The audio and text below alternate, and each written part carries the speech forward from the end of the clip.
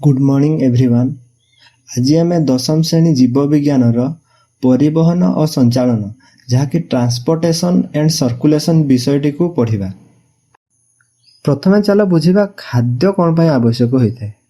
अनेक लोक भावती खाद्य केवल भोक मेटाइवाई, किंतु जदि आम रियालिटी को देखा खाद्य हूँ आम शरीर पर इंधन।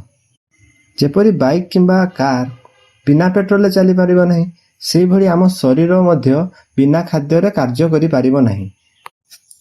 कार्य करिबा जेपरिक चलिबा, दौड़िबा, चिंता करिबा, पढ़िबा, कि आमर जो हार्ट टी बीट होउची सेथिपाई मध्य एनर्जी दरकार होइते। आउ मध्य जानि रख, हार्ट बीट को एड्रेनालिन हार्मोन रेगुलेट करिथे। अम्लजान काहे दरकार होइते? आमे केवल खाद्य खाइदेले शक्ति आमे पाई जिबा कि? शक्ति पाइबा पई आमको अम्लजान मध्य आवश्यक होता है। एठारे खाद्य अम्लजान सह मिसी श्वसन प्रक्रिया द्वारा शक्ति उत्पन्न करिथांती, सेथिपई अम्लजान आम पई आवश्यक होता है। जलर कार्य कौन? शरीर में जेते भी सब रासायनिक प्रतिक्रिया होची ता पई जल आवश्यक होता है। जल आम शरीर में थिबा पोषक पदार्थ को विभिन्न अंश को पहुंचाई थे। आमे खाद्यरू कार्बोहाइड्रेट, प्रोटीन, चर्बी, विटामिन और खनिज लवण पाई थाउ। यह आम शरीर वृद्धि एवं मरामती करिथे। खाद्य, जल एवं अम्लजान मिसी श्वसन प्रक्रिया रे शक्ति उत्पन्न करिथांती। सेही शक्ति को आमे व्यवहार करी जीवनर समस्त कार्य करिथाउ। चलो एबे उद्भिदर परिवहन विषय पढ़िबा। उद्भिद निजर खाद्य, जल और खनिज लवण को तार शरीर गोटे अंशरू अन्य अंश को पहुंचाई थाए। सही प्रक्रिया को परिवहन बोली कहा जाता है। मूलर काम कौन? मूल जल और खनिज लवण माटी तलू शोषी थाए। तापर सेही खनिज लवण कांड माध्यम रे पत्र पर्यंत पहुंची थाए। पत्रर काम कौन? पत्र रे आलोक श्लेषण बा फोटोसिंथेसिस होइथे। ताहाले फोटोसिंथेसिस कौन? जेउ जैव रासायनिक प्रक्रिया रे सूर्यालोकर उपस्थिति एवं क्लोरोफिल जहाँकि हरित लवकर साहाय्य कार्बन डाइऑक्साइड एवं जलर संजोग घटी सेथिरु ग्लूकोज बा श्वेतसार जातीय खाद्य एवं जल एवं ऑक्सीजन गैस सेथि मध्यरु उत्पन्न होइଥାଏ। एही प्रक्रिया को फोटोसिंथेसिस बा आलोक श्लेषण बोली कहा जाइଥାଏ। जेउ सबु खाद्य पत्र रे आलोक श्लेषण प्रक्रिया द्वारा सृष्टि होइଥାଏ, सेही खाद्य शरीरर समस्त अंग को पहुंचाई थाए। ताहाकू खाद्य परिवहन कहाଯାए। खाद्य परिवहन हेबा जोगु गछर केउ केउ अंश को खाद्य पहुंची थाए? मूल, कांड, फूल, फल एई सब अंश को खाद्य पहुंची थाए। तापरे परिवहन टिश्यू कौन जानिबा। परिवहन टिश्यू कौन? जेउ टिश्यू द्वारा खाद्य परिवहन होइथे ताहाकू परिवहन टिश्यू बोली कहा जाइଥାଏ। परिवहन टिश्यू दुई प्रकारर, जाइलेम एवं फ्लोएम। जाइलेम कौन? जाइलेम कौन करिथे? माटी रे थिबा जल और खनिज लवण को तार मूलरू कांड और पत्र पर्यंत पहुंचाई थाए। जाइलेम रो परिवहन रो दिग साधारणतः तळू ऊपर को। फ्लोएम रो काम कौन? जो भी खाद्य गछरे प्रस्तुत होइथिला सेही खाद्य को गछर विभिन्न अंश को पहुंचाई थाए। यह होछि फ्लोएम रो काम।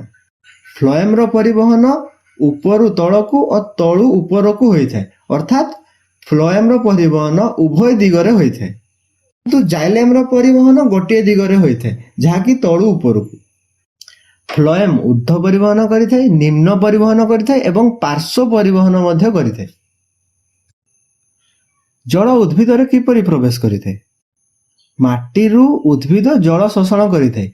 एही जल शोषण कामटी मूललोम द्वारा होइଥାଏ।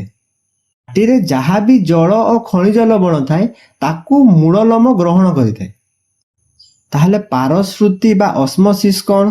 पारश्रुति प्रक्रिया द्वारा मूललोम जल शोषण करिଥାଏ। एही पारश्रुति बा ऑस्मोसिस प्रक्रिया रे विपचन शक्ति बा मेटाबॉलिक एनर्जी व्यवहृत होइଥାଏ। एही प्रक्रिया रे जल धीरे धीरे गति करी गोटे कोषरू अन्य कोष को एवं एही भली भावरे शेषरे ताहा जाइलेम को पहुंची थाए। यह होछि मूललोमर चित्र। पासिव ट्रांसपोर्ट बा निष्क्रिय परिवहन केतेबेले होइଥାଏ? जेतेबेले माटी रे जलर सांद्रता अधिक थाए ଏବଂ ମୂଳଲମରେ ଜଳର ସାନ୍ଦ୍ରତା କମ୍ ଥାଏ। ଏହି ପ୍ରକ୍ରିୟାଟି ଅଟୋମେଟିକାଲି ହୋଇଥାଏ। ଏଠାରେ କୌଣସି ପ୍ରକାରର ଶକ୍ତିର ଆବଶ୍ୟକ ହୋଇନଥାଏ। କିନ୍ତୁ ଆକ୍ଟିଭ ଟ୍ରାନ୍ସପୋର୍ଟ ବା ସକ୍ରିୟ ପରିବହନରେ ମୂଳଲମରେ ଜଳର ସାନ୍ଦ୍ରତା ଅଧିକ ଥାଏ ଏବଂ ମାଟିରେ ଜଳର ସାନ୍ଦ୍ରତା କମ୍ ଥାଏ। ତେଣୁ ଏଠାରେ ବିପଚନ ଶକ୍ତି ଦ୍ୱାରା ମାଟିରେ ଥିବା ଜଳ ମୂଳଲମ ଭିତରକୁ ଆସିଥାଏ।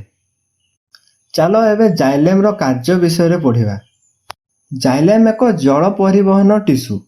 ଏହା ମାଟିରେ ଥିବା ଜଳ ଓ ଖଣିଜ ଲବଣକୁ କାଣ୍ଡ ଓ ପତ୍ର ପର୍ଯ୍ୟନ୍ତ ପହଞ୍ଚାଇଥାଏ। ଜାଇଲେମର ଦୁଇଟି ପ୍ରମୁଖ ଅଂଶ ରହିଛି, ଯାହାକି ଭେସେଲ ଏବଂ ଟ୍ରାକିଡ୍, ଏବଂ ଭେସେଲକୁ ବାହିକା ବୋଲି ମଧ୍ୟ କୁହାଯାଇଥାଏ। ଜଳ ସବୁବେଳେ ମୂଳରୁ କାଣ୍ଡ ଏବଂ ପତ୍ର ଦିଗକୁ ଗତି କରିଥାଏ। ତେଣୁ ଜଳର ପରିବହନକୁ ଏକାମୁଖୀ କୁହାଯାଇଥାଏ ଏବଂ ଏଠାରେ ଜଳ ସବୁବେଳେ ତଳରୁ ଉପରକୁ ଯାଇଥାଏ। ଗଛ ମାଟି ତଳୁ ଜଳ ସଂଗ୍ରହ କରିଥାଏ ଆଉ ତାକୁ ବ୍ୟବହାର କରିଥାଏ।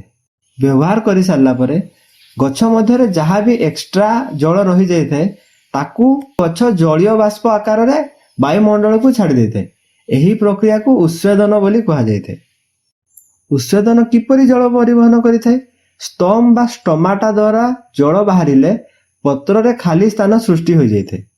ତାପରେ ସେହି ପତ୍ରର ଖାଲି ସ୍ଥାନକୁ ପୂରଣ କରିବା ପାଇଁ ଅନ୍ୟ କୋଷରୁ ଜଳ ସେହି ପତ୍ର ନିକଟକୁ ଆସିଥାଏ। ଏହା ଯୋଗୁଁ ସଂଶୋଷଣ ଚାପ ବା ଟ୍ରାନ୍ସପିରେସନାଲ ଫୋର୍ସ ସୃଷ୍ଟି ହୋଇଥାଏ। ଏହି ଚାପ ଯୋଗୁଁ ମୂଳରୁ କାଣ୍ଡ ହୋଇ ପତ୍ର ପର୍ଯ୍ୟନ୍ତ ଜଳକୁ ଟାଣି ନେଇଯାଇଥାଏ। ଏହାକୁ ଉଦ୍ଭିଦର ନିଷ୍କ୍ରିୟ ଜଳ ଶୋଷଣ ବୋଲି କୁହାଯାଇଥାଏ। ଉତ୍ସେଦନର ଗୁରୁତ୍ୱ କ'ଣ? ଆର ଶୋଷଣ ଓ ଊର୍ଧ୍ୱ ପରିବହନରେ ଏହା ସାହାଯ୍ୟ କରିଥାଏ। ଉଦ୍ଭିଦର ଶରୀରକୁ ଥଣ୍ଡା ରଖିଥାଏ ଏବଂ ତାପମାତ୍ରା ରେଗୁଲେଟ୍ ମଧ୍ୟ କରିଥାଏ। ଆଉ କ'ଣ କରିଥାଏ? ଉଦ୍ଭିଦ ମଧ୍ୟରେ ଜଳର ନିରବଚ୍ଛିନ୍ନ ପ୍ରବାହକୁ ବଜାୟ ରଖିଥାଏ। ଉତ୍ସେଦନର ମୁଖ୍ୟ ଅଙ୍ଗ କ'ଣ? ଷ୍ଟୋମ୍ ବା ଷ୍ଟମାଟା, ତ୍ୱଚାବରଣ ବା କ୍ୟୁଟିକିଲ୍ ଏବଂ ବାତରନ୍ଧ୍ର ବା ଲେଣ୍ଟିସେଲ୍ ଏଗୁଡ଼ିକ ହେଉଛି ଉତ୍ସେଦନର ମୁଖ୍ୟ ଅଙ୍ଗ। ଷ୍ଟମାଟା ହେଉଛି ଉତ୍ସେଦନର ମେନ୍ ପାର୍ଟ। ମାକ୍ସିମମ୍ ଉତ୍ସେଦନ ଷ୍ଟମାଟା ଦ୍ୱାରା ହିଁ ହୋଇଥାଏ। ତ୍ୱଚାବରଣ କ'ଣ କରିଥାଏ? ଏହା ଅଳ୍ପ ପରିମାଣରେ ଉତ୍ସେଦନ କରିଥାଏ ଏବଂ ଜଳ କ୍ଷୟକୁ ମଧ୍ୟ ଏହା ନିୟନ୍ତ୍ରଣ କରିଥାଏ। ବାତରନ୍ଧ୍ର ବା ଲେଣ୍ଟିସେଲ୍ କୋଉଠି ଥାଏ? କାଣ୍ଡ ଓ ଫଳରେ ଲେଣ୍ଟିସେଲ୍ ଥାଏ ଆଉ ଏହା ବହୁତ ଅଳ୍ପ ପରିମାଣରେ ଉତ୍ସେଦନ କରିଥାଏ। ପୋଷକର ସ୍ଥାନାନ୍ତରଣ ବା ଟ୍ରାନ୍ସଲୋକେସନ ଅଫ୍ ନ୍ୟୁଟ୍ରିଏଣ୍ଟସ୍ କାହାକୁ କୁହାଯାଇଥାଏ? ଆମେ କିଛି ସମୟ ପୂର୍ବରୁ ପଢ଼ିଲୁ ଆଲୋକ ଶୋଷଣ ପ୍ରକ୍ରିୟା ଦ୍ୱାରା ଶ୍ୱେତସାର ଜାତୀୟ ଖାଦ୍ୟ ପ୍ରସ୍ତୁତ ହୋଇଥାଏ। ଏହି ଶ୍ୱେତସାର ଜାତୀୟ ଖାଦ୍ୟ ଓ ଅନ୍ୟାନ୍ୟ ସଂଶ୍ଳେଷିତ ଉପାଦାନ ଗୁଡ଼ିକ ବିଭିନ୍ନ ଆବଶ୍ୟକୀୟ ଅଙ୍ଗକୁ ପ୍ରବାହିତ ହୋଇଥାନ୍ତି ବା ପରିବାହିତ ହୋଇଥାନ୍ତି। ଏହାକୁ ପୋଷକର ସ୍ଥାନାନ୍ତରଣ ବୋଲି କୁହାଯାଇଥାଏ। ଏଠାରେ ଫ୍ଲୋଏମର ଭୂମିକା କ'ଣ? ଫ୍ଲୋଏମ୍ ଦ୍ୱାରା ଏଇ ଯେଉଁ ଖାଦ୍ୟର ବା ପୋଷକର ପରିବହନ ହୋଇଥାଏ ଏହି କାର୍ଯ୍ୟକୁ ଫ୍ଲୋଏମ୍ କରିଥାଏ। ଏହି ପ୍ରକ୍ରିୟାରେ ଆଲୋକ ଶ୍ଳେଷଣ ଉପାଦାନ ବ୍ୟତୀତ ଅର୍ଥାତ୍ ଗ୍ଲୁକୋଜ୍ ବ୍ୟତୀତ ଆମୋନିୟମ ଅମ୍ଳ ଭଳି ଜୈବିକ ଉପାଦାନ ଗୁଡ଼ିକର ମଧ୍ୟ ଏହି ପ୍ରକ୍ରିୟାରେ ପରିବହନ ହୋଇଥାଏ। ପୋଷକର ପରିବହନ କେଉଁ ଦିଗରେ ହୋଇଥାଏ? ଯେଉଁ ଦିଗରେ ଉଦ୍ଭିଦର ସଞ୍ଚୟକାରୀ ଅଙ୍ଗ ଯେପରିକି ଫଳ, ମୂଳ ଏବଂ ମଞ୍ଜି, ଆଉ ଯେଉଁ ଅଙ୍ଗ ଗୁଡ଼ିକର ବୃଦ୍ଧି ଘଟିଥାଏ ଅର୍ଥାତ୍ ବୃଦ୍ଧିପ୍ରାପ୍ତ ଅଙ୍ଗ, ତାହେଲେ ସଞ୍ଚୟକାରୀ ଅଙ୍ଗ ଯେଉଁ ଦିଗରେ ଥାଏ ଏବଂ ବୃଦ୍ଧିପ୍ରାପ୍ତ ଅଙ୍ଗ ଯେଉଁ ଦିଗରେ ଥାଏ ସେହି ଦିଗକୁ ପୋଷକର ପରିବହନ ଘଟିଥାଏ। ଜଳ ଓ ପୋଷକ ପରିବହନ ମଧ୍ୟରେ ପାର୍ଥକ୍ୟ କ'ଣ? ଉଦ୍ଭିଦରେ ଜଳର ପରିବହନ କେବଳ ଊର୍ଦ୍ଧ୍ୱମୁଖୀ ହୋଇଥାଏ, କିନ୍ତୁ ପୋଷକର ପରିବହନ ଊର୍ଦ୍ଧ୍ୱ ପରିବହନ, ପାର୍ଶ୍ୱ ପରିବହନ, ନିମ୍ନମୁଖୀ ମଧ୍ୟ ହୋଇଥାଏ। ତାହେଲେ ପରିବହନର ଆବଶ୍ୟକତା କ'ଣ? ଏହି ପରିବହନ ଯୋଗୁଁ ଯେଉଁ ଜାଗାରେ ଖାଦ୍ୟଟି ସୃଷ୍ଟି ହୋଇଥାଏ ବା ସଂଶ୍ଳେଷିତ ହୋଇଥାଏ ସେହି ସ୍ଥାନରୁ ଯେଉଁ ସ୍ଥାନରେ ଖାଦ୍ୟର ବ୍ୟବହାର ହେବ ସେହି ସ୍ଥାନକୁ ଖାଦ୍ୟକୁ ପହଞ୍ଚା ଯାଇଥାଏ। ଏହା ଯୋଗୁଁ ଉଦ୍ଭିଦର ଜୀବନ ପ୍ରକ୍ରିୟା ଚାଲୁ ରହିଥାଏ। ଉତ୍ସ ଓ ଗ୍ରାହକ ଅଙ୍ଗ କ'ଣ? ଯେଉଁ ସ୍ଥାନରେ ଖାଦ୍ୟର ପ୍ରସ୍ତୁତି ବା ପୋଷକ ସଂଶ୍ଳେଷଣ ହୋଇଥାଏ ସେହି ସ୍ଥାନକୁ ଉତ୍ସ ବୋଲି କୁହାଯାଇଥାଏ। ଯେପରିକି ଏଠାରେ ପତ୍ର, ଏଠାରେ ପତ୍ରକୁ ପୋଷକ ସଂଶ୍ଳେଷଣର ସ୍ଥାନ ବୋଲି କୁହାଯାଇଥାଏ। ତାହେଲେ ଗ୍ରାହକ ଅଙ୍ଗ କାହାକୁ କୁହାଯାଏ? ଯେଉଁ ସ୍ଥାନରେ ପୋଷକ ବ୍ୟବହୃତ କିମ୍ବା ସଞ୍ଚିତ ହୋଇ ରହେ ତାହାକୁ ଗ୍ରାହକ ଅଙ୍ଗ ବୋଲି କୁହାଯାଏ। ଚାଲ ଏବେ ପରିବହନର ପ୍ରକାରଭେଦ ଓ ବିଭିନ୍ନ ତତ୍ତ୍ୱ ବିଷୟରେ ପଢ଼ିବା। ଉଦ୍ଭିଦର ଆବଶ୍ୟକତାକୁ ନେଇ ପରିବହନ ମୁଖ୍ୟତଃ ତିନି ପ୍ରକାରର ହୋଇଥାଏ: ଊର୍ଧ୍ୱ ପରିବହନ, ନିମ୍ନ ପରିବହନ ଏବଂ ପାର୍ଶ୍ୱ ପରିବହନ। ଊର୍ଧ୍ୱ ପରିବହନ କ'ଣ? ଏହା ଦ୍ୱାରା ଜଳ ଏବଂ ପୋଷକ ପଦାର୍ଥ ଉଦ୍ଭିଦର ତଳ ଅଂଶରୁ ବା ମୂଳରୁ ଉପରକୁ ଯାଇଥାଏ। ଏହାକୁ ଊର୍ଧ୍ୱ ପରିବହନ କୁହାଯାଇଥାଏ। ସେହିଭଳି ନିମ୍ନ ପରିବହନ କାହାକୁ କୁହାଯାଏ? ଏହା ଦ୍ୱାରା ପତ୍ରରେ ପ୍ରସ୍ତୁତ ହୋଇଥିବା ଖାଦ୍ୟ ତଳ ଅଂଶକୁ ଆସିଥାଏ। ଏହାକୁ ନିମ୍ନ ପରିବହନ କୁହାଯାଏ। ସେହିଭଳି ପାର୍ଶ୍ୱ ପରିବହନ କାହାକୁ କୁହାଯାଏ? ଯେଉଁ ପରିବହନ ଦ୍ୱାରା ଖାଦ୍ୟ ଓ ଅନ୍ୟାନ୍ୟ ପଦାର୍ଥ ଉଦ୍ଭିଦର ପାର୍ଶ୍ୱବର୍ତ୍ତୀ ବିଭିନ୍ନ ଅଙ୍ଗକୁ ଗତି କରିଥାଏ ତାକୁ ପାର୍ଶ୍ୱ ପରିବହନ ବୋଲି କୁହାଯାଏ। ତାହେଲେ ପ୍ରଶ୍ନ ଆସେ ଯେ ଶାଳ, ନଡ଼ିଆ, ତାଳ ଆଦି ଉଚ୍ଚ ଗଛ ଗୁଡ଼ିକର ଅଗ୍ରଭାଗ ପର୍ଯ୍ୟନ୍ତ ଜଳ କିପରି ସୁଦୂର ଉପରକୁ ପରିବାହିତ ହୋଇଥାଏ? ଜଳ ପରିବହନର ତିନିଟି ମୁଖ୍ୟ ତତ୍ତ୍ୱ ଅଛି: କୌଶିକ ଆକର୍ଷଣ, ମୂଳଜ ଚାପ ଏବଂ ସଂସକ୍ତି ତତ୍ତ୍ୱ। ତାହେଲେ କୌଶିକ ଆକର୍ଷଣ ବା କାପିଲାରୀ ଆଟ୍ରାକ୍ସନ୍ କ'ଣ? ଯଦି ଜଳରେ ଆମେ ସରୁ କୌଶିକ ନଳୀ ବା କାପିଲାରୀ ଟ୍ୟୁବ୍କୁ ପକାଇବା ତାହେଲେ କୌଶିକ ଆକର୍ଷଣ ଜନିତ ଚାପ ବା କାପିଲାରୀ ପ୍ରେସର ଯୋଗୁଁ ଏବଂ ଜଳର ପୃଷ୍ଠସ୍ଥାନ ବା ସର୍ଫେସ୍ ଟେନସନ୍ ଅଫ୍ ୱାଟର ଯୋଗୁଁ ଜଳ ନଳୀ ମଧ୍ୟ ଦେଇ କିଛି ବାଟ ଉପରକୁ ଉଠିଥାଏ। ତମେ ଚିତ୍ରରେ ମଧ୍ୟ ଦେଖ ଯେ ଯେତେବେଳେ ଆମେ ୱାଟରରେ କାପିଲାରୀ ଟ୍ୟୁବ୍କୁ ପକାଉଛୁ ଆମେ ଦେଖିବାକୁ ପାଉଛୁ ଯେ କିଛି ବାଟ ଉପରକୁ ପାଣିଟି ଚଢ଼ିଯାଇଛି। କୌଶିକ ନଳୀରେ ଜଳ କେତେ ଉପରକୁ ଉଠିବ ତାହା ନଳୀର ବ୍ୟାସ ବା ଡାଇମିଟର ଉପରେ ନିର୍ଭର କରିଥାଏ। ନଳୀର ବ୍ୟାସ ଯେତେ ସରୁ ବା ଛୋଟ ହେବ ଜଳ ସେତେ ଉପରକୁ ଉଠିବ। ସେହିଭଳି ଉଦ୍ଭିଦ ମଧ୍ୟରେ ଜାଇଲେମ୍ ନଳୀ ଗୁଡ଼ିକ ଅତି ସରୁ ହୋଇଥିବାରୁ ସେଥିରେ କୌଶିକ ଆକର୍ଷଣ ଯୋଗୁଁ ଜଳ ସ୍ୱାଭାବିକ ଭାବେ ଉପରକୁ ଉଠି ଯାଇଥାଏ। ତମେ ଚିତ୍ରର ମଧ୍ୟ ଦେଖ, ଯେତେବେଳେ ଆମେ ଜଳରେ ଗଛ ଗୋଟେକୁ ରଖୁଛୁ ଆମେ ଦେଖିବାକୁ ପାଉଛୁ ଯେ ଜଳ ଜାଇଲେମ୍ ଦ୍ୱାରା ଉପରକୁ ଉଠି ଉଠି ଯାଉଛି। 1 ମିଲିମିଟରରୁ 1 ବିଭକ୍ତକ 100 ଭାଗ। ଏହାର ଅର୍ଥ ଯଦି ଆମେ 1 ମିଲିମିଟରକୁ 100 ଭାଗ ନେବା ତାହେଲେ ସେଇ 100 ଭାଗରୁ 1 ଭାଗ। ବ୍ୟାସ ବିଶିଷ୍ଟ ଜାଇଲେମ୍ ନଳୀରେ ଜଳ କୌଶିକ ଆକର୍ଷଣ ଯୋଗୁଁ ପ୍ରାୟ 3 ମିଟର ପର୍ଯ୍ୟନ୍ତ ଉପରକୁ ଉଠି ଯାଇଥାଏ। କିଛି ଜାଇଲେମ୍ ଟିସ୍ୟୁ ଅଛନ୍ତି ଯାହାର ବ୍ୟାସ 0.001 ମିଲିମିଟର ହୋଇଥାଏ। ଯାହା ଫଳରେ ନଳୀରେ ଜଳ ସର୍ବାଧିକ 10 ମିଟର ପର୍ଯ୍ୟନ୍ତ ଉପରକୁ ଉଠି ଯାଇଥାଏ, କିନ୍ତୁ ତାଠାରୁ ଅଧିକ ଉପରକୁ ଯାଇପାରେ ନାହିଁ। କୌଶିକ ଆକର୍ଷଣ ପ୍ରକ୍ରିୟା ଦ୍ୱାରା ଛୋଟ ଛୋଟ କମ୍ ଉଚ୍ଚତା ବିଶିଷ୍ଟ ଗଛ ଜଳ ପରିବହନ ସମ୍ଭବ ହୋଇଥାଏ, କିନ୍ତୁ ବଡ଼ ବଡ଼ ଗଛ ଯେପରିକି ତାଳ, ନଡ଼ିଆ ଗଛ ଭଳି ବଡ଼ ବଡ଼ ଗଛରେ ଏହା ସମ୍ଭବ ହୋଇନଥାଏ। କୌଣସି ଏକ ଜୀବନ୍ତ ଉଦ୍ଭିଦର କାଣ୍ଡକୁ ତଳ ଭାଗରୁ କାଟିଦେଲେ ବା ଅଧାରୁ କାଟିଦେଲେ ସେହି କଟା ସ୍ଥାନରୁ କିଛି ତରଳ ପଦାର୍ଥ ବାହାରି ଯାଇଥାଏ। ଚେର ବା ମୂଳରେ ସୃଷ୍ଟି ହେଉଥିବା ଏକ ବିଶେଷ ଚାପ ଯୋଗୁଁ ଏହା ହୋଇଥାଏ, ଯାହାକୁ ମୂଳଜ ଚାପ ବୋଲି କୁହାଯାଏ। ତମେ ଭିଡ଼ିଓରେ ମଧ୍ୟ ଦେଖିବାକୁ ପାଉଥିବ ଯେ ଯେତେବେଳେ ଆମେ ଗଛଟିକୁ ଅଧାରୁ କାଟି ଦେଉଛୁ ସେ ଜାଗାରୁ ଜଳ ବାହାରି ଆସୁଛି। ଏହି ଜଳ କେଉଁଥିପାଇଁ ବାହାରୁଛି? ଏହି ଜଳ ମୂଳଜ ଚାପ ବା ରୁଟ୍ ପ୍ରେସର ଯୋଗୁଁ ବାହାରୁଛି। ଯଦି ସେଇ କଟା ଅଂଶରେ ଆମେ ମନୋମିଟର ଯନ୍ତ୍ରକୁ ଆଣି ଖଞ୍ଜିଦେବା ତେବେ ମୂଳରେ ସୃଷ୍ଟି ହେଉଥିବା ଚାପର ପରିମାଣକୁ ଆମେ ଜାଣିପାରିବା। ଯଦି ଜଳର ଊର୍ଧ୍ୱ ପରିବହନ ପାଇଁ କେବଳ ମୂଳଜ ଚାପ ହିଁ ଦାୟୀ ହୋଇଥାନ୍ତା ତେବେ ବଡ଼ ବଡ଼ ଗଛ ଗୁଡ଼ିକରେ ଏହି ଚାପର ପରିମାଣ ବହୁତ ଅଧିକ ହେବା କଥା, ମାତ୍ର ବାସ୍ତବରେ ଏହା ହୋଇନଥାଏ। ଜଳ ସବୁଠାରୁ ଅଧିକ କେତେବେଳେ ଉପରକୁ ଉଠିଥାଏ? ଯେଉଁ ସମୟରେ ଉଦ୍ଭିଦର ଉତ୍ସେଦନର ବେଗ ସବୁଠାରୁ ଅଧିକ ହୋଇଥାଏ ସେହି ସମୟରେ ଅଧିକ ପରିମାଣର ଜଳ ଉପରକୁ ଉଠିଥାଏ। କିନ୍ତୁ ଆଶ୍ଚର୍ଯ୍ୟର କଥା ହେଉଛି କି ଠିକ୍ ସେତିକି ବେଳେ ହିଁ ମୂଳଜ ଚାପର ପରିମାଣ ସବୁଠାରୁ କମ୍ ବା ସର୍ବନିମ୍ନ ହୋଇଥାଏ। ଏହି କାରଣ ଯୋଗୁଁ ଏହା ସ୍ପଷ୍ଟ ହୁଏ ଯେ ଉଦ୍ଭିଦରେ ଜଳ ପରିବହନ ପ୍ରକ୍ରିୟାରେ ମୂଳଜ ଚାପର ସେଭଳି କିଛି ବିଶେଷ ବା ମୁଖ୍ୟ ଭୂମିକା ନାହିଁ। ଉଦ୍ଭିଦରେ ଜଳର ଶୋଷଣ ମୁଖ୍ୟତଃ ଉତ୍ସେଦନ ପ୍ରକ୍ରିୟା ଦ୍ୱାରା ନିୟନ୍ତ୍ରିତ ହୋଇଥାଏ। ଏହି ଉତ୍ସେଦନ ପ୍ରକ୍ରିୟା ଯୋଗୁଁ ବହୁତ ପରିମାଣରେ ଜଳ ବାଷ୍ପ ଆକାରରେ ପତ୍ରରୁ ବାହାରି ଯାଇଥାଏ। ଏହା ଯୋଗୁଁ ପତ୍ରରେ ଜଳର ଅଭାବ ଦେଖାଯାଇଥାଏ। ଯେହେତୁ ପତ୍ରରେ ଜଳର ଅଭାବ ହୋଇଯାଇଥାଏ ତେଣୁ ପତ୍ରରେ ବିସରଣ ଚାପ ବା ଡିଫ୍ୟୁଜନ ପ୍ରେସର କମିଯାଇଥାଏ। ତେଣୁ ଏହି ଚାପକୁ ରକ୍ଷା କରିବା ପାଇଁ ପତ୍ରର ଶିରା ପ୍ରଶିରା ଗୁଡ଼ିକ ନିକଟସ୍ଥ ଜାଇଲେମ୍ ନଳୀରୁ ଜଳ ସଂଗ୍ରହ କରିଥାନ୍ତି। ଯେହେତୁ ପତ୍ରରେ ଜଳକ୍ଷୟ ହେଉଥାଏ ତେଣୁ ଜାଇଲେମ୍ ନଳୀରୁ ଜଳକ୍ଷୟ ହେଉଥିବା ପତ୍ରକୁ ଜଳ ଟାଣି ହୋଇକି ଚାଲି ଆସିଥାଏ। ଏହିପରି ଭାବରେ ଚେରରୁ ପତ୍ର ପର୍ଯ୍ୟନ୍ତ ଜଳ ଶୋଷିତ ହୋଇ ଆସିଥାଏ। ଏହି ଆସିବା ପାଇଁ ଯେଉଁ ଆକର୍ଷଣ ବଳ ସୃଷ୍ଟି ହୋଇଥାଏ ତାହାକୁ ଉତ୍ସେଦନ ଜନିତ ଆକର୍ଷଣ ବୋଲି କୁହାଯାଇଥାଏ। ଏଠାରେ ତମେ ଚିତ୍ରରେ ଦେଖ, ଉତ୍ସେଦନ ଜନିତ ଆକର୍ଷଣ ଯୋଗୁଁ କିଭଳି ଭାବରେ ଜଳ ଅଣୁଗୁଡ଼ିକ ପରସ୍ପର ସହିତ ଆକର୍ଷଣ ବା ଆଟ୍ରାକ୍ଟ ହୋଇ କିପରି ଭାବରେ ତାହା ଉପରକୁ କଣ୍ଟିନ୍ୟୁଅସଲି ଚାଲିଛନ୍ତି। ଏହା ଯୋଗୁଁ ଜଳର ନିରବଚ୍ଛିନ୍ନ ଗତି ସୃଷ୍ଟି ହେଉଛି। ଏଠାରେ ତମେ ଦେଖ, ଜଳଗୁଡ଼ିକ ନିରବଚ୍ଛିନ୍ନ ଭାବରେ ଗତି କରୁଛନ୍ତି। ଉତ୍ସେଦନ ସ୍ରୋତ କ'ଣ? ଉତ୍ସେଦନ ଜନିତ ଆକର୍ଷଣ ଯୋଗୁଁ ମୂଳରୁ ପତ୍ର ପର୍ଯ୍ୟନ୍ତ ଜଳର ଏକ ନିରବଚ୍ଛିନ୍ନ ଧାରା ସୃଷ୍ଟି ହୋଇଥାଏ। ତାହାକୁ ଉତ୍ସେଦନ ସ୍ରୋତ ବୋଲି କୁହାଯାଏ। ଏଠାରେ ଜଳଧାରା ସହଜରେ ଛିନ୍ନ ହୋଇନଥାନ୍ତି। ଏହାର ଦୁଇଟି ମୁଖ୍ୟ କାରଣ ଅଛି। ପ୍ରଥମଟି ହେଉଛି ସଂଶକ୍ତି ବଳ, କୋହେନ୍ସିଭ୍ ଫୋର୍ସ, ଏବଂ ଦ୍ୱିତୀୟଟି ହେଉଛି ସଂଲଗ୍ନ, ଯାହାକୁ କି ଆମେ ଆଧେସିଭ୍ ଫୋର୍ସ ବୋଲି କହିଥାଉ। ସଂଶକ୍ତି ବଳ କ'ଣ? ଯେଉଁ ସମୟରେ ଅତି ସରୁ ନଳୀ ମଧ୍ୟରେ ଜଳ ଅଣୁଗୁଡ଼ିକ ଗତି କରୁଥାନ୍ତି, ସେହି ସମୟରେ ଜଳ ଅଣୁଗୁଡ଼ିକ ମଧ୍ୟରେ ପାରସ୍ପରିକ ଆକର୍ଷଣ ବଳ ବହୁତ ଅଧିକ ହୋଇଥାଏ। ଏହା ଫଳରେ ପରସ୍ପର ସହ ଏମାନେ ଯୋଡ଼ି ହୋଇ ରହିଥାନ୍ତି।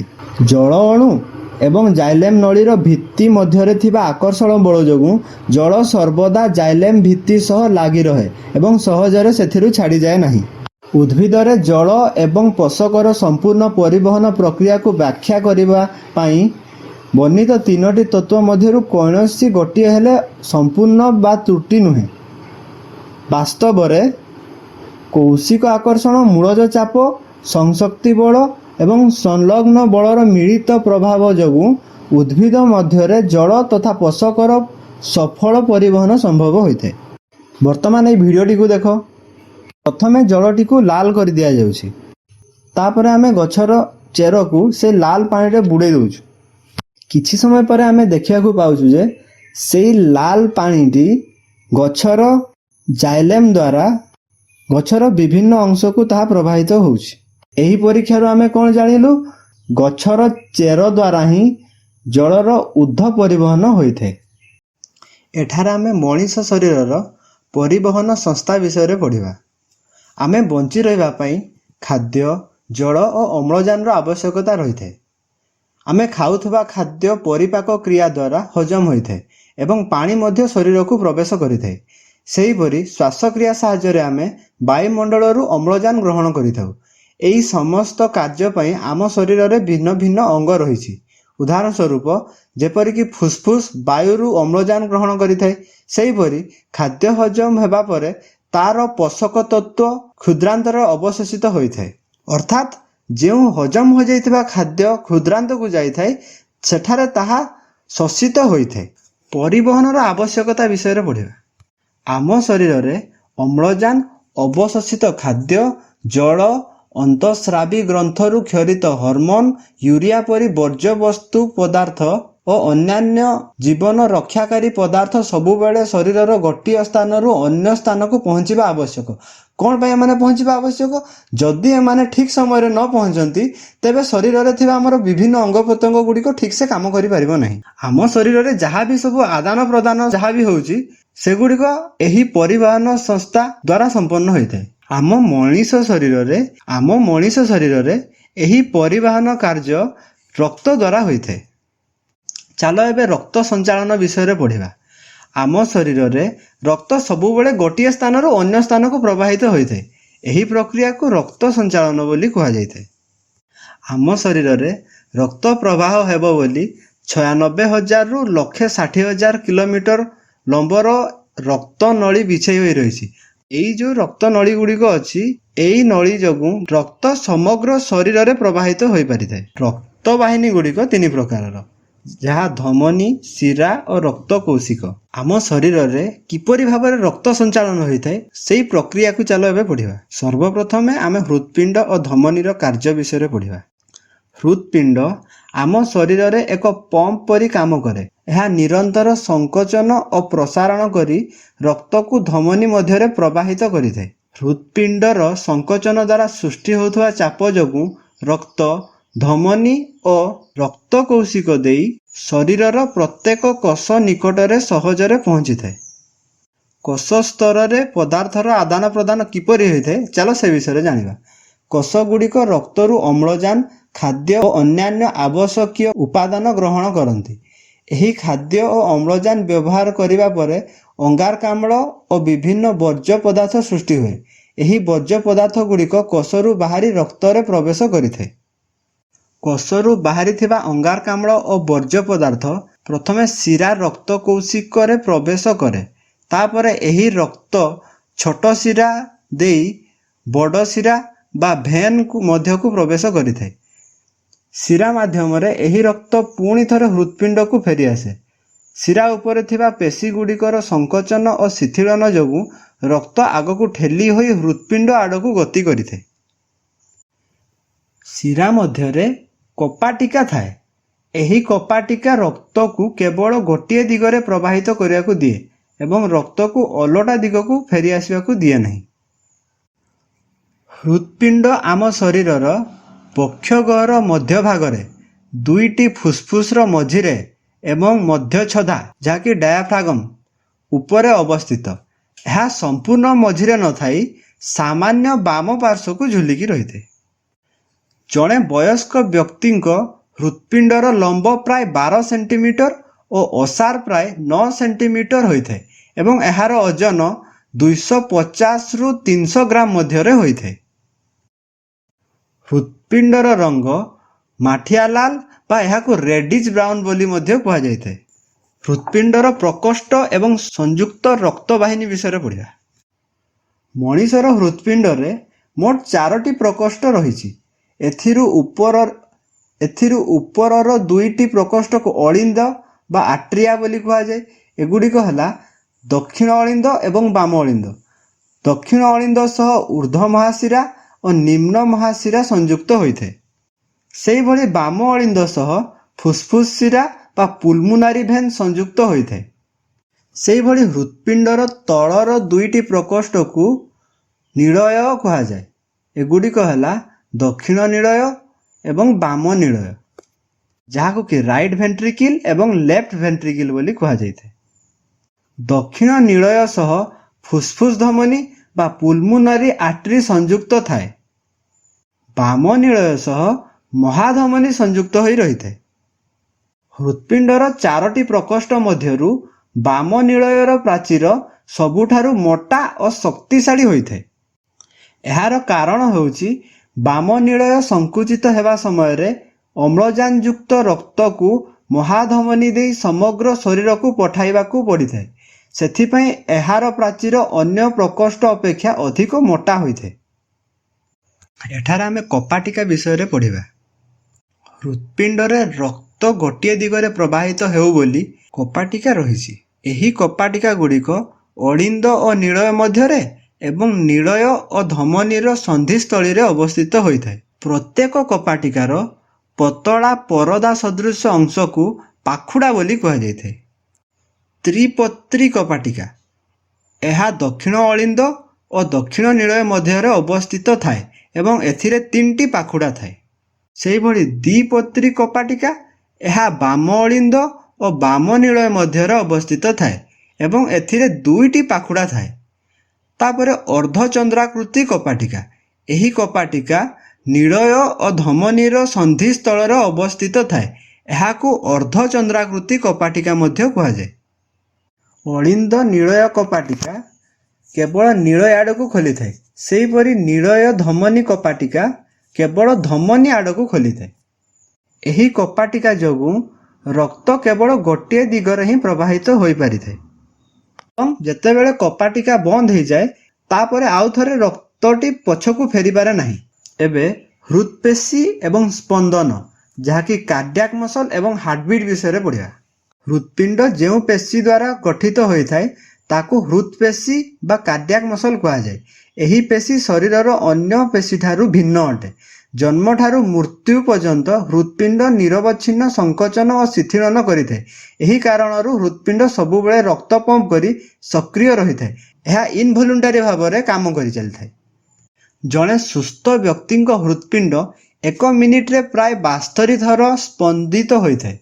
अर्थात हार्टटी 72 थर बीट करिଥାଏ। एहाकु हृत्पिंडर स्पंदन हार बा हार्टबीट रेट बोली कहा जाइଥାଏ। हृत्पिंड मध्य एक मांसपेशी रे गठित अंग। एही मांसपेशी को अम्लजान और पोषक तत्व पहुंचाइबा पई हृद धमनी रहिछि। हृत्पिंडर निजस्व मांसपेशी को रक्त संचालन करिया पई हृद धमनी एवं हृद शिरा रहिଥାଏ। चलो एबे द्वैत संचालन विषय रे पढ़िबा। डबल रो अर्थ होछि दुई थर एवं सर्कुलेशन रो अर्थ होछि संचालन, अर्थात गोटे संपूर्ण रक्त संचालन चक्र रे रक्त हृत्पिंड देई दुई थर अतिक्रम करिଥାଏ। तेणु एहाकु द्वैत संचालन बोली कहा जाय। एही प्रकारर रक्त संचालन मनीष, स्तन्यपायी प्राणी एवं पक्षी मानक मध्यरे देखा जाइଥାଏ, कारण एमानक हृत्पिंड 4 प्रकोष्ठ विशिष्ट। हृत्पिंडर बाम पार्श्वर अलिंद और निलय केवल अम्लजान युक्त रक्त प्रवाहित हुए। अन्य पक्षरे हृत्पिंडर डाहाण पार्श्वर अलिंद और निलय केवल अम्लजान विहीन रक्त संचालित होता है। तेणु यही दुई प्रकारर रक्त परस्पर मिश्रित हुअंती नहीं। एबे तमे एई चित्रटी को देख। शरीरर विभिन्न कोष अम्लजान व्यवहार करिबा परे रक्तरे अम्लजान परिमाण कमी जाए। एही अम्लजान विहीन रक्त महाशिरा द्वारा हृत्पिंडर डाहाण पार्श्व को आसीଥାଏ। डाहाण अलिंदरू रक्त त्रिकपाटिका कबाट बा 3 परदा विशिष्ट कबाट दे डाहाण निलय को प्रवाहित होइଥାଏ। तापरे डाहाण निलय संकुचित होई फुसफुस धमनी माध्यम रे रक्त को फुसफुस को पठाइଥାଏ। फुसफुस रे रक्त कार्बन डाइऑक्साइड त्याग करी अम्लजान ग्रहण करिଥାଏ। फलरे अम्लजान विहीन रक्त अम्लजान युक्त रक्त रे परिणत हो जाइଥାଏ। एही अम्लजान युक्त रक्त फुसफुसीय शिरा द्वारा हृत्पिंडर बाम अलिंद को फेरी आसी थाए। बाम अलिंदरू रक्त द्विकपाटिका कबाट बा द्विकपाटिका परदा देई बाम निलय को प्रवेश करिଥାଏ। बाम निलय हृत्पिंडर सबुठारु शक्तिशाली प्रकोष्ठ। यह संकुचित होई महाधमनी मध्यरे अम्लजान युक्त रक्त को समग्र शरीर को पठाइଥାଏ। एठारे गोटिए कथा लक्ष्य कर, रक्त प्रथमे हृत्पिंडरू फुसफुस को जाई पुणी फुसफुस रु फेरी आसुची, तापरे पुणी हृत्पिंडरू समग्र शरीर को जाउची। अर्थात गोटिए संपूर्ण रक्त संचालन चक्र रे रक्त हृत्पिंड देई दुई थर अतिक्रम करुची। सेतिपई एही प्रक्रिया को द्वैत संचालन बा डबल सर्कुलेशन कहा जाय। आउ गोटिए गुरुत्वपूर्ण कथा होची, हृत्पिंडर बाम पार्श्व केवल अम्लजान युक्त रक्त एवं डाहाण पार्श्व केवल अम्लजान विहीन बा अंगारकाम्ल युक्त रक्त रही थाए। तेणु दुई प्रकारर रक्त केबे भी परस्पर सह एठारे किंतु मिशंती नहीं। वर्तमान आमे रक्त जमाट बांधिबा बा ब्लड क्लॉटिंग विषय रे पढ़िबा। तमे देखिथिबो हातरे किंबा कोनोसी स्थान रे जदि कटि जाए बा आहत हो जाए सही स्थान रक्त बाहरिबा आरंभ होता है, किंतु किछि समय परे तमे देखिथिबो रक्त बाहरिबा आपे आपे बंद हो जाए, कारण सही क्षत स्थान रे रक्त जमाट बांधि जाए। यह आम शरीर एक प्राकृतिक सुरक्षा व्यवस्था। यह अधिक रक्तस्राव को रोकी थाए। एठारे अणुचक्रिकार भूमिका कौन? जेतेबेले आहत स्थान रक्त बाहरी थाए सही समय रे रक्त रे थिबा अणुचक्रिका वायुर संस्पर्श रे आसी थाए। एहा द्वारा ताहा सक्रिय होई थ्रोम्बोप्लास्टिन नामक एक लिपोप्रोटीन सृष्टि करिथाए। एहा परे एई थ्रोम्बोप्लास्टिन रक्त रे थिबा कैल्शियम आयन एवं एंजाइम उपस्थिति रे ब्लड प्लाज्मा रे थिबा निष्क्रिय प्रोथ्रोम्बिन को सक्रिय थ्रोम्बिन नामक एंजाइम रे परिणत करि दैଥାଏ। आमे जानिलु जे थ्रोम्बोप्लास्टिन साहाय्य रे प्रोथ्रोम्बिन थ्रोम्बिन रे परिणत हुए।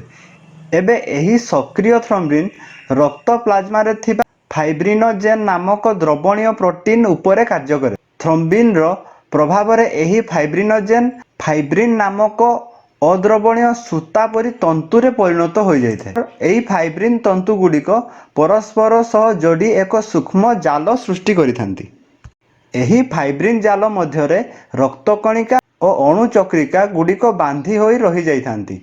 एहा द्वारा क्षत स्थान उपरे एक आस्तरण तैयारी हो जाइଥାଏ, जहा फल रे रक्त आउ बाहर को बाहरी पारे नाही एवं रक्तस्राव बंद हो जाइଥାଏ। चलो एबे रक्त किपरि जमाट बांधे से विषय जानिबा। रक्तर अनेक गुरुत्वपूर्ण कार्य मध्यरु रक्त जमाट बांधिबा हेउछि एक अत्यंत जरूरी कार्य। जदि कोनोसी स्थान रे कटि जाइबा क्षत सृष्टि हुए तबे से स्थान रक्त बाहरिबो। किछि समय परे सेही क्षत स्थान रे आपे आपे जमाट बांधि जाए। ତେଣୁ ରକ୍ତସ୍ରାବଟି ବା ରକ୍ତ ବାହାରୁଥିବାଟି ବନ୍ଦ ହୋଇଯାଇଥାଏ। ରକ୍ତ ପ୍ଲାଜମାରେ ପ୍ରୋଟିନ୍ ଏହି ରକ୍ତ ଜମାଟ ବାନ୍ଧିବାକୁ ସମ୍ପାଦନ କରିଥାନ୍ତି। ଶିରା ଓ ଧମନୀ ଭିତରେ ରକ୍ତ ସ୍ୱାଭାବିକ ଅବସ୍ଥାରେ ଜମାଟ ବାନ୍ଧି ନଥାଏ, କାରଣ କ୍ଷତ ନହେଲେ ଥ୍ରୋମ୍ବୋପ୍ଲାସ୍ଟିନ୍ ସୃଷ୍ଟି ହୁଏ ନାହିଁ। ଏହାଛଡ଼ା ରକ୍ତରେ କିଛି ପରିମାଣରେ ହିପାରିନ୍ ନାମକ ପ୍ରୋଟିନ୍ ରହିଛି, ଯାହା ରକ୍ତକୁ ଜମାଟ ବାନ୍ଧିବାକୁ ଦିଏ ନାହିଁ। ହିପାରିନ୍ ପରି ଯକଲାଳରେ ଥିବା ହିରୁଡ଼ିନ୍ ମଧ୍ୟ ରକ୍ତକୁ ଜମାଟ ବାନ୍ଧିବାକୁ ଦିଏ ନାହିଁ। ସେହିପରି ସୋଡିୟମ୍ ଅକ୍ଜାଲେଟ୍ ବା ପଟାସିୟମ୍ ଅକ୍ଜାଲେଟ୍ ଜାତୀୟ ଲବଣ ରକ୍ତକୁ ଜମାଟ ବାନ୍ଧିବାକୁ ଦିଏ ନାହିଁ। ଚାଲ ମାଛର ରକ୍ତ ସଞ୍ଚାଳନ ବିଷୟରେ ପଢ଼ିବା। ସର୍ବପ୍ରଥମେ ତମେ ମନେ ରଖ, ମାଛର ହୃତ୍ପିଣ୍ଡ ହେଉଛି ଦ୍ୱିପ୍ରକୋଷ୍ଠ ବିଶିଷ୍ଟ। ଏଥିରେ ଗୋଟିଏ ଅଳିନ୍ଦ ଏବଂ ଗୋଟିଏ ନିଳୟ ରହିଥାଏ। ଶରୀରର ବିଭିନ୍ନ ଅଙ୍ଗରେ ଅମ୍ଳଜାନ ବ୍ୟବହାର ହେବା ପରେ ରକ୍ତ ଅଙ୍ଗାରକାମ୍ଳଯୁକ୍ତ ବା ଅମ୍ଳଜାନ ବିହୀନ ହୋଇଯାଇଥାଏ। ଏହି ରକ୍ତ ହୃତ୍ପିଣ୍ଡର ଅଳିନ୍ଦକୁ ଆସିଥାଏ। ଅଳିନ୍ଦରୁ ନିଳୟକୁ ଯାଇ ନିଳୟ ସଂକୁଚିତ ହୋଇ ରକ୍ତକୁ ଗାଲିକୁ ପଠାଇ ଦେଇଥାଏ। ଗାଲିରେ ରକ୍ତ ପାଣିରେ ଦ୍ରବୀଭୂତ ଅମ୍ଳଜାନକୁ ଗ୍ରହଣ କରେ ଏବଂ ଅଙ୍ଗାରକାମ୍ଳ ଯୁକ୍ତ ହୋଇଯାଇଥାଏ। ଗାଲିରେ ରକ୍ତ ପାଣିରେ ଦ୍ରବୀଭୂତ ଅମ୍ଳଜାନକୁ ଗ୍ରହଣ କରେ ଏବଂ ଅମ୍ଳଜାନ ଯୁକ୍ତ ହୋଇଯାଇଥାଏ। ଏହାପରେ ଏହି ଅମ୍ଳଜାନ ଯୁକ୍ତ ରକ୍ତ ପୁଣି ହୃତ୍ପିଣ୍ଡକୁ ଫେରି ଆସେ ନାହିଁ। ଏହା ସିଧାସଳଖ ଶରୀରର ବିଭିନ୍ନ ଅଙ୍ଗକୁ ପ୍ରବାହିତ ହୋଇଥାଏ। ଶରୀରରେ ଅମ୍ଳଜାନ ଯୋଗାଇବା ପରେ ରକ୍ତ ପୁଣି ଅମ୍ଳଜାନ ବିହୀନ ହୋଇ ହୃତ୍ପିଣ୍ଡକୁ ଫେରିଆସେ। ତେଣୁ ଗୋଟିଏ ସମ୍ପୂର୍ଣ୍ଣ ରକ୍ତ ସଞ୍ଚାଳନ ଚକ୍ରରେ ରକ୍ତ କେବଳ ଗୋଟିଏ ଥର ହୃତ୍ପିଣ୍ଡ ଦେଇ ଯାଉଛି। ସେଥିପାଇଁ ମାଛର ରକ୍ତ ସଞ୍ଚାଳନକୁ ଏକ ସଞ୍ଚାଳନ ବା ସିଙ୍ଗଲ ସର୍କୁଲେସନ୍ ବୋଲି କୁହାଯାଏ। ଚାଲ ଏବେ ବେଙ୍ଗରେ ରକ୍ତ ସଞ୍ଚାଳନ କିପରି ହୋଇଥାଏ ତାକୁ ବୁଝିବା। ସର୍ବପ୍ରଥମେ ମନେ ରଖ, ବେଙ୍ଗ ଏକ ଉଭୟଚର ପ୍ରାଣୀ ଅଟେ ଏବଂ ଏହାର ହୃତ୍ପିଣ୍ଡ 3 ପ୍ରକୋଷ୍ଠ ବିଶିଷ୍ଟ, ଅର୍ଥାତ୍ ଏଥିରେ 2ଟି ଅଳିନ୍ଦ ଏବଂ ଗୋଟିଏ ନିଳୟ ରହିଥାଏ। ତେବେ ରକ୍ତର ପ୍ରବାହକୁ ଚାଲ ଦେଖିବା। ଶରୀରର ବିଭିନ୍ନ ଅଙ୍ଗରେ ଅମ୍ଳଜାନ ବ୍ୟବହାର ହେବା ପରେ ଅମ୍ଳଜାନ ବିହୀନ ରକ୍ତ ବା ଅଙ୍ଗାରକାମ୍ଳ ଯୁକ୍ତ ରକ୍ତ ହୃତ୍ପିଣ୍ଡର ଡାହାଣ ଅଳିନ୍ଦକୁ ଆସିଥାଏ। ଅନ୍ୟପକ୍ଷରେ ଫୁସ୍ଫୁସ୍ ଏବଂ ଚର୍ମରୁ ଅମ୍ଳଜାନ ଯୁକ୍ତ ରକ୍ତ ହୃତ୍ପିଣ୍ଡର ବାମ ଅଳିନ୍ଦକୁ ଆସିଥାଏ।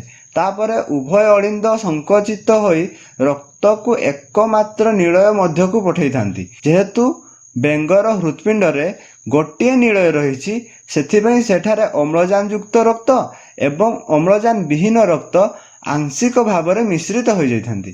ଏହାପରେ ନିଳୟ ସଂକୋଚିତ ହୋଇ ଏହି ମିଶ୍ରିତ ରକ୍ତକୁ ଧମନୀ ମାଧ୍ୟମରେ ଫୁସ୍ଫୁସ୍, ଚର୍ମ ଏବଂ ଶରୀରର ବିଭିନ୍ନ ଅଙ୍ଗକୁ ପଠାଇଥାଏ। ଏଠାରେ ଗୋଟିଏ କଥା ଧ୍ୟାନ ଦିଅନ୍ତୁ, ବେଙ୍ଗରେ ରକ୍ତ ହୃତ୍ପିଣ୍ଡ ଦେଇ 2 ଥର ଅତିକ୍ରମ କରେ, କିନ୍ତୁ ନିଳୟରେ ଅମ୍ଳଜାନ ଯୁକ୍ତ ଓ ଅମ୍ଳଜାନ ବିହୀନ ରକ୍ତ ଆଂଶିକ ଭାବରେ ମିଶି ଯାଇଥାଏ। ସେଥିପାଇଁ ବେଙ୍ଗର ରକ୍ତ ସଞ୍ଚାଳନକୁ ଅସମ୍ପୂର୍ଣ୍ଣ ଦ୍ୱୈତ ସଞ୍ଚାଳନ ବୋଲି କୁହାଯାଇଥାଏ ବା ଇନକମ୍ପ୍ଲିଟ୍ ଡବଲ ସର୍କୁଲେସନ୍। ଯେହେତୁ ଶରୀରକୁ ସମ୍ପୂର୍ଣ୍ଣ ଅମ୍ଳଜାନ ଯୁକ୍ତ ରକ୍ତ ମିଳେ ନାହିଁ, ସେଥିପାଇଁ ବେଙ୍ଗର ଚୟାପଚୟ କ୍ରିୟା ମନ୍ଥର ଗତିରେ ହୋଇଥାଏ। ଏହାର ଅମ୍ଳଜାନ ଆବଶ୍ୟକତା କମ୍ ଥାଏ ଏବଂ ଶକ୍ତିର ଆବଶ୍ୟକତା ମଧ୍ୟ କମ୍ ଥାଏ। ରକ୍ତଚାପ କ'ଣ? ଆମେ ଜାଣିଛୁ ଯେ ହୃତ୍ପିଣ୍ଡ ନିରନ୍ତର ସଂକୋଚନ ଓ ଶିଥିଳନ କରି ରକ୍ତକୁ ଶରୀରର ବିଭିନ୍ନ ଅଙ୍ଗକୁ ପମ୍ପ କରିଥାଏ ବା ପହଞ୍ଚାଇଥାଏ। ଯେତେବେଳେ ରକ୍ତ ଧମନୀ ମଧ୍ୟ ଦେଇ ପ୍ରବାହିତ ହୁଏ, ସେତେବେଳେ ଧମନୀର କାନ୍ଥ ଉପରେ ଏକ ଚାପ ପଡ଼େ। ଏହି ଚାପକୁ ରକ୍ତଚାପ ବା ବ୍ଲଡ୍ ପ୍ରେସର ବୋଲି କୁହାଯାଏ। ରକ୍ତଚାପ ମୁଖ୍ୟତଃ 2 ପ୍ରକାରର। ପ୍ରଥମଟି ହେଉଛି ସିଷ୍ଟୋଲିକ୍ ପ୍ରେସର। ଯେତେବେଳେ ହୃତ୍ପିଣ୍ଡ ବିଶେଷ କରି ନିଳୟ ସଂକୋଚିତ ହୋଇ ରକ୍ତକୁ ଧମନୀ ମଧ୍ୟକୁ ପମ୍ପ କରେ, ସେତେବେଳେ ଧମନୀର କାନ୍ଥ ଉପରେ ସର୍ବାଧିକ ଚାପ ସୃଷ୍ଟି ହୁଏ। ଏହି ଚାପକୁ ସିଷ୍ଟୋଲିକ୍ ପ୍ରେସର ବା ସିଷ୍ଟୋଲିକ୍ ଚାପ ବୋଲି କୁହାଯାଏ।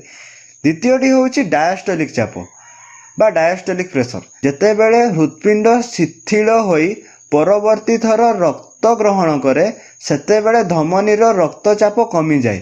ଏହି ସମୟରେ ଧମନୀ କାନ୍ଥ ଉପରେ ଯେଉଁ ସର୍ବନିମ୍ନ ଚାପ ରହେ, ତାହାକୁ ଡାୟାଷ୍ଟୋଲିକ୍ ଚାପ ବା ଡାୟାଷ୍ଟୋଲିକ୍ ପ୍ରେସର ବୋଲି କୁହାଯାଏ। ଏବେ ପ୍ରଶ୍ନ ହେଉଛି ଯେ ଜଣେ ସୁସ୍ଥ ବ୍ୟକ୍ତିର ସାଧାରଣ ଚାପ କେତେ ହେବା ଦରକାର? ଗୋଟିଏ ସାଧାରଣ ବା ରେଷ୍ଟ ନେଉଥିବା ସମୟରେ ଗୋଟେ ଲୋକର ରକ୍ତଚାପ କେତେ ରହିବା ଦରକାର? 120/80 mmHg ଅର୍ଥାତ୍ 120/80 ମିଲିମିଟର ପାରଦ। ଅର୍ଥାତ୍ ସିଷ୍ଟୋଲିକ୍ ଚାପ 120 ମିଲିମିଟର ପାରଦ ରହିବା ଦରକାର ଏବଂ ଡାୟାଷ୍ଟୋଲିକ୍ ଚାପ 80 ମିଲିମିଟର ପାରଦ ରହିବା ଦରକାର। ଏବେ ପ୍ରଶ୍ନ ହୁଏ ଯେ ଆମେ ରକ୍ତଚାପକୁ କିପରି ଭାବରେ ମାପିବା। ରକ୍ତଚାପକୁ ସ୍ପିଗ୍ମୋମାନୋମିଟର ନାମକ ଯନ୍ତ୍ର ସାହାଯ୍ୟରେ ମପାଯାଏ। ଉଚ୍ଚ ରକ୍ତଚାପ କ'ଣ? ଯେତେବେଳେ କୌଣସି କାରଣରୁ ଧମନୀ ସଂକୁଚିତ ହୋଇଯାଏ କିମ୍ବା ଧମନୀର ପ୍ରତିରୋଧ ବଢ଼ିଯାଏ, ସେତେବେଳେ ରକ୍ତ ପ୍ରବାହ ପାଇଁ ସେତେବେଳେ ହୃତ୍ପିଣ୍ଡକୁ ଅଧିକ ଶକ୍ତିରେ ପମ୍ପ କରିବାକୁ ପଡ଼ିଥାଏ। ଫଳରେ ଧମନୀର କାନ୍ଥ ଉପରେ ରକ୍ତଚାପ ବଢ଼ିଯାଏ। ଏହି ଅବସ୍ଥାକୁ ଉଚ୍ଚ ରକ୍ତଚାପ ବା ହାଇପରଟେନସନ୍ ବୋଲି କୁହାଯାଏ। ଯଦି ଉଚ୍ଚ ରକ୍ତଚାପ ଦୀର୍ଘ ଦିନ ଧରି ରହେ ତେବେ ଧମନୀ କ୍ଷତିଗ୍ରସ୍ତ ହୋଇପାରେ। ଗୁରୁତର ଅବସ୍ଥାରେ ଧମନୀ ଫାଟିଯିବାର ଆଶଙ୍କା ମଧ୍ୟ ରହିଥାଏ। ସେଥିପାଇଁ ଉଚ୍ଚ ରକ୍ତଚାପକୁ ଅବହେଳା କରିବା ଉଚିତ ନୁହେଁ। ଚାଲ ଏବେ ଆମେ ବ୍ଲଡ୍ ଗ୍ରୁପ୍ ବିଷୟରେ ପଢ଼ିବା। ପ୍ରତ୍ୟେକ ମଣିଷର ଶରୀରରେ ଏକ ନିର୍ଦ୍ଦିଷ୍ଟ ପ୍ରକାରର ରକ୍ତ ରହିଥାଏ। ଏହି ତଥ୍ୟକୁ ପ୍ରଥମେ ସାଇଣ୍ଟିଷ୍ଟ କାର୍ଲ ଲ୍ୟାଣ୍ଡଷ୍ଟେନର ଆବିଷ୍କାର କରିଥିଲେ। ଏହି ଗୁରୁତ୍ୱପୂର୍ଣ୍ଣ ଆବିଷ୍କାର ପାଇଁ ତାଙ୍କୁ 1930 ମସିହାରେ ନୋବେଲ ପୁରସ୍କାର ପ୍ରଦାନ କରାଯାଇଥିଲା। ତାହେଲେ ଚାଲ ଜାଣିବା ରକ୍ତ ବର୍ଗ କିପରି ନିର୍ଣ୍ଣୟ କରାଯାଇଥାଏ। ଆମ ଲୋହିତ ରକ୍ତ କଣିକା ଯାହାକି RBC, ତାର ପୃଷ୍ଠଭାଗରେ କିଛି ବିଶେଷ ପ୍ରୋଟିନ୍ ରହିଥାଏ ଯାହାକୁ କି ଆଣ୍ଟିଜେନ୍ ବୋଲି କୁହାଯାଏ। ସେହିଭଳି ରକ୍ତରସ ବା ପ୍ଲାଜମାରେ ମଧ୍ୟ କିଛି ବିଶେଷ ପ୍ରୋଟିନ୍ ରହିଥାଏ ଯାହାକୁ କି ଆଣ୍ଟିବଡି ବୋଲି କୁହାଯାଏ। RBCର ପୃଷ୍ଠଭାଗରେ କେଉଁ ଆଣ୍ଟିଜେନ୍ ଅଛି ଏବଂ ପ୍ଲାଜମାରେ କେଉଁ ଆଣ୍ଟିବଡି ଅଛି, ସେହି ଆଧାରରେ ମଣିଷର ରକ୍ତକୁ ବିଭିନ୍ନ ବର୍ଗରେ ବିଭକ୍ତ କରାଯାଇଛି। ଏହି ପ୍ରକ୍ରିୟାକୁ ରକ୍ତ ବର୍ଗୀକରଣ ବା ବ୍ଲଡ୍ ଗ୍ରୁପିଂ ବୋଲି କୁହାଯାଇଥାଏ। ଆମ ବ୍ଲଡ୍ରେ ପ୍ଲାଜମା ଏବଂ ବ୍ଲଡ୍ ସେଲ୍ ଥାଏ। ପ୍ଲାଜମା 55% ଥାଏ ଏବଂ ବ୍ଲଡ୍ ସେଲ୍ ପାଖାପାଖି 45% ଥାଏ। ପ୍ଲାଜମାରେ ଜଳ, ପ୍ରୋଟିନ୍, ଇଲେକ୍ଟ୍ରୋଲାଇଟ୍ ଏବଂ ଆମ ବଡିର ୱେଷ୍ଟ ମେଟେରିଆଲ ଏବଂ ବହୁତ ସାରା ନ୍ୟୁଟ୍ରିଏଣ୍ଟ ମଧ୍ୟ ଥାଏ। ଆମେ ଏଠାରେ ଆଣ୍ଟିବଡିକୁ ଫୋକସ୍ କରିବା ଏବଂ ସେହିଭଳି ବ୍ଲଡ୍ ସେଲ୍ରେ ମଧ୍ୟ WBC, RBC, ପ୍ଲେଟଲେଟ୍ ଏଗୁଡ଼ିକ ସବୁ ଥାଏ, କିନ୍ତୁ ଏଠାରେ ଆମେ RBC ଉପରେ ଫୋକସ୍ କରିବା। ରକ୍ତର ପ୍ଲାଜମାରେ ଦୁଇ ପ୍ରକାରର ବିଶେଷ ପ୍ରୋଟିନ୍ ରହିଥାଏ। ଏହି ପ୍ରୋଟିନ୍କୁ ଆଣ୍ଟିବଡି ବୋଲି କୁହାଯାଏ। ଆଣ୍ଟିବଡିକୁ ଆମେ ସ୍ମଲ୍ a ଆଉ ସ୍ମଲ୍ bରେ ରିପ୍ରେଜେଣ୍ଟ କରିଥାଉ। ଏଠାରେ ଆମେ ଆଣ୍ଟିବଡିର ଷ୍ଟ୍ରକ୍ଚର ବନେଇଛୁ ଏବଂ ସ୍ମଲ୍ aକୁ ଗ୍ରୀନ୍ କଲରରେ ରିପ୍ରେଜେଣ୍ଟ କରିଛୁ ଏବଂ ବିକୁ ବ୍ଲାକ୍ କଲରରେ ରିପ୍ରେଜେଣ୍ଟ କରିଛୁ ତାକି ଆମେ ଭଲ ଭାବରେ ବୁଝିପାରିବା। ସେହିଭଳି ଯଦି ଆମେ ବ୍ଲଡ୍ ସେଲ୍କୁ ଦେଖିବା, RBCର ବାହ୍ୟ ଆବରଣରେ ଆଣ୍ଟିଜେନ୍ ଥାଏ। ଏହି ଆଣ୍ଟିଜେନ୍ର ନାମ A ଆଉ B। ଆଣ୍ଟିଜେନ୍ Aକୁ ଆମେ କ୍ୟାପିଟାଲ A ଏବଂ କ୍ୟାପିଟାଲ Bରେ ରିପ୍ରେଜେଣ୍ଟ କରିଥାଉ। ଆଣ୍ଟିଜେନ୍ Aକୁ ଆମେ ଷ୍ଟିକ୍ ଭଳିଆ ଗୋଟେ ସିମ୍ବଲ ନେଇଛୁ ଏବଂ ଆଣ୍ଟିଜେନ୍ Bକୁ ଆମେ ଗୋଟେ ମସରୁମ୍ ଭଳିଆ ସିମ୍ବଲଟି ନେଇଛୁ। ଆମେ ଏହାକୁ ସହଜରେ ବୁଝିପାରିବା ବୋଲି ଏଇଭଳି ସିମ୍ବଲ ନେଇକି ପଢ଼ୁଛୁ। ବ୍ଲଡ୍ ଗ୍ରୁପ୍ Aରେ ଆଣ୍ଟିଜେନ୍ A ଅଛି ଏବଂ ଆଣ୍ଟିବଡି B ଅଛି। ସେହିଭଳି ବ୍ଲଡ୍ ଗ୍ରୁପ୍ Bକୁ ଯେତେବେଳେ ଆମେ ଦେଖୁଛୁ, ଆଣ୍ଟିଜେନ୍ B ଅଛି ଏବଂ ଆଣ୍ଟିବଡି A ଅଛି। ଯେତେବେଳେ ଆମେ ବ୍ଲଡ୍ ଗ୍ରୁପ୍ ABକୁ ଦେଖୁଛୁ, ସେଠାରେ ଆଣ୍ଟିଜେନ୍ A ଆଉ B ଅଛି କିନ୍ତୁ ଆଣ୍ଟିବଡି ସେଠାରେ ପ୍ରେଜେଣ୍ଟ ନାହିଁ। ସେହିଭଳି ଯେତେବେଳେ ବ୍ଲଡ୍ ଗ୍ରୁପ୍ Oକୁ ଦେଖିବା, ବ୍ଲଡ୍ ଗ୍ରୁପ୍ Oରେ ଏଠାରେ ଦେଖୁଛୁ ଯେ କୌଣସି ପ୍ରକାରର ଆଣ୍ଟିଜେନ୍ ନାହିଁ, ଅର୍ଥାତ୍ ଜିରୋ ଆଣ୍ଟିଜେନ୍ କହିଲେ O ଗ୍ରୁପ୍ ଏବଂ ଏଥିରେ ଆଣ୍ଟିବଡି A ବି ଅଛି ଏବଂ ଆଣ୍ଟିବଡି B ବି ଅଛି। ବ୍ଲଡ୍ ଗ୍ରୁପ୍ Aରେ ଆଣ୍ଟିଜେନ୍ A ଅଛି ଏବଂ ଆଣ୍ଟିବଡି B ଅଛି। ତାହେଲେ କିଏ କାହାକୁ ବ୍ଲଡ୍ ଦେଇପାରିବ ସେ ବିଷୟରେ ଚାଲ ଜାଣିବା।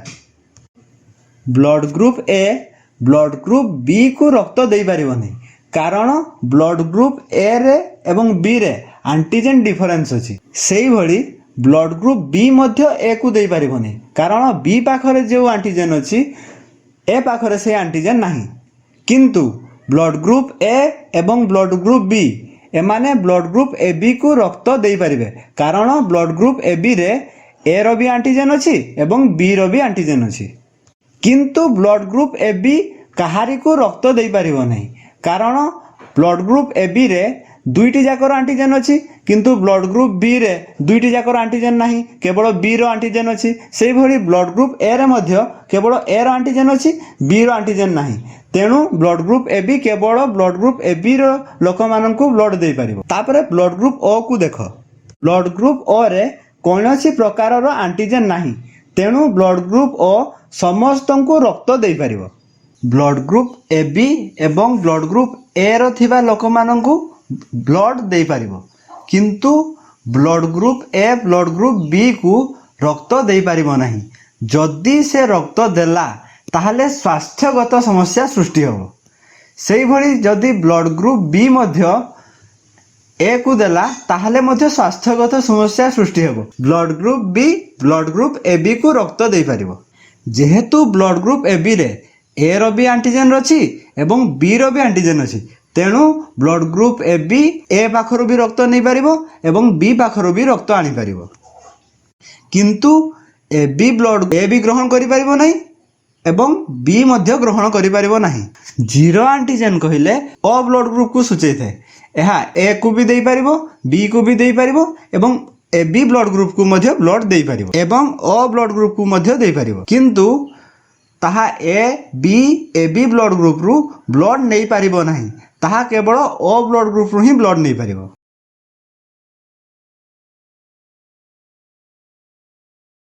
ଚାଲ ଏବେ RH ରକ୍ତବର୍ଗ ବିଷୟରେ ପଢ଼ିବା। ସାଇଣ୍ଟିଷ୍ଟ ଲ୍ୟାଣ୍ଡଷ୍ଟେନର ବିଭିନ୍ନ ସ୍ତନ୍ୟପାୟୀ ପ୍ରାଣୀଙ୍କ ରକ୍ତବର୍ଗ ଜାଣିବା ପାଇଁ ଅଧିକ ଗବେଷଣା କରିଥିଲେ। ସେ ରେସସ୍ ମାଙ୍କଡ଼ର ଲୋହିତ ରକ୍ତକଣିକା ବାହ୍ୟ ଆବରଣରେ ଏକ ନୂଆ ପ୍ରକାରର ଆଣ୍ଟିଜେନ୍ ପ୍ରୋଟିନ୍ ଦେଖିବାକୁ ପାଇଥିଲେ। ରେସସ୍ ମାଙ୍କଡ଼ର ନାମ ଅନୁସାରେ ଏହି ଆଣ୍ଟିଜେନ୍କୁ ସେ RH ଆଣ୍ଟିଜେନ୍ ଭାବେ ନାମିତ କଲେ। ପରେ ସେ ମନୁଷ୍ୟ ଶରୀରରେ ମଧ୍ୟ ଏହି RH ଆଣ୍ଟିଜେନ୍କୁ ଆବିଷ୍କାର କରିଥିଲେ। ଯେଉଁ ମନୁଷ୍ୟଙ୍କ ରକ୍ତରେ RH ଆଣ୍ଟିଜେନ୍ ଥିଲା ତାଙ୍କୁ RH ପଜିଟିଭ୍ ବୋଲି ସେ କହିଲେ।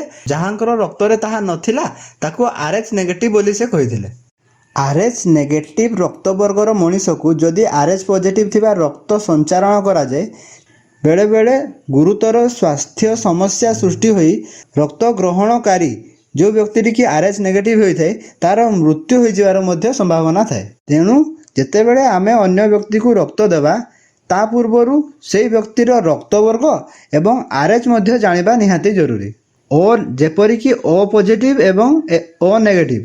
ଯଦି ଆମେ O ପଜିଟିଭ୍ ଥିବା ଲୋକର ରକ୍ତକୁ ଆଣି O ନେଗେଟିଭ୍ ଥିବା ରକ୍ତବର୍ଗର ଲୋକକୁ ଆଣି ଦେବା ତାହେଲେ ସେ ଲୋକଟି ଗୁରୁତର ସ୍ୱାସ୍ଥ୍ୟ ସମସ୍ୟା ଫେସ୍ କରିବ ଏବଂ ତାର ଡେଥ୍ ମଧ୍ୟ ହୋଇଯାଇପାରେ। ଅର୍ଥାତ୍ RH ନେଗେଟିଭ୍ ଥିବା ବ୍ୟକ୍ତି କେବଳ RH ନେଗେଟିଭ୍ ଥିବା ବ୍ୟକ୍ତି ପାଖରୁ ବ୍ଲଡ୍ ନେଇପାରିବ କିନ୍ତୁ ପଜିଟିଭ୍ ପାଖରୁ ନେଇପାରିବ ନାହିଁ। କିନ୍ତୁ RH ପଜିଟିଭ୍ ଥିବା ଲୋକ RH ନେଗେଟିଭ୍ ଥିବା ଲୋକ ପାଖରୁ ମଧ୍ୟ ନେଇପାରିବ।